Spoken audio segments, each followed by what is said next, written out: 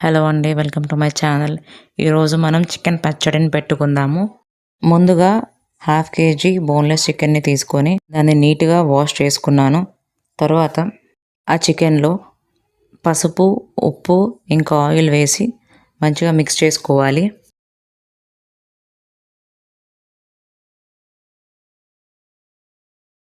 తర్వాత stove on చేసుకొని మనం ముందుగా కలిపి పెట్టుకున్న చికెన్ని స్టవ్ పైన పెట్టుకోవాలి. గిన్నె పైన మూత పెట్టేసి దాన్ని ఉడకనివ్వాలి. చికెన్లో వచ్చే వాటర్తోనే చికెన్ అంతా ఉడికిపోయేలా చూసుకోవాలి. చూడండి, చికెన్లోని వాటర్ మొత్తం డ్రై అయిపోయేసరికి ముక్క కూడా మంచిగా ఉడికిపోతుంది. ఇట్లా ఫ్రై చేసుకున్న చికెన్ని పక్కన పెట్టుకోవాలి. తర్వాత ఒక కడాయిలో ఆయిల్ వేసుకొని అది కొంచెం హీట్ అయిన తర్వాత మనం ముందుగానే ఫ్రై చేసి పెట్టుకున్న చికెన్ని దాంట్లో వేసి డీప్ ఫ్రై చేసుకోవాలి. చికెన్ పీసెస్ మరీ గట్టిపడకుండా ఫ్రై చేసుకోవాలి.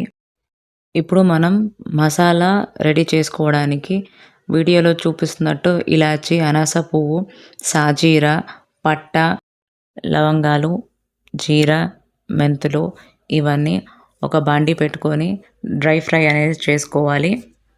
ముందు మెంతులు వేయడం మర్చిపోయాను. దాని తర్వాత సపరేట్గా మెంతులు ఫ్రై చేసుకున్నాను.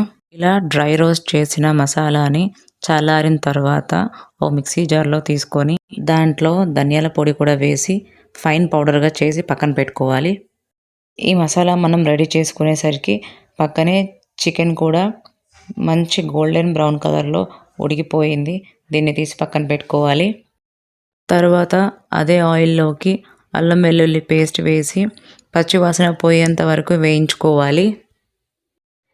తర్వాత అదే బాండీలోకి మనం ఆల్రెడీ వేయించి పెట్టుకున్న చికెన్ పీసెస్ని దాంట్లో వేసుకొని మంచిగా మిక్స్ చేసుకోవాలి.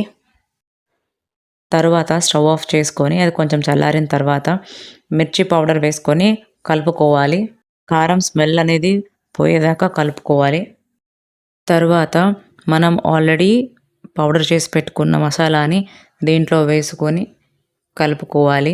మిక్సీ పట్టింది మొత్తం వేయనక్కర్లేదు. దానికి ఎంత అయితే సరిపోద్దో అంతే మసాలా వేసుకుంటే చాలు. కూడా వేసిన తర్వాత మంచిగా మిక్స్ చేసి పక్కన పెట్టుకోవాలి.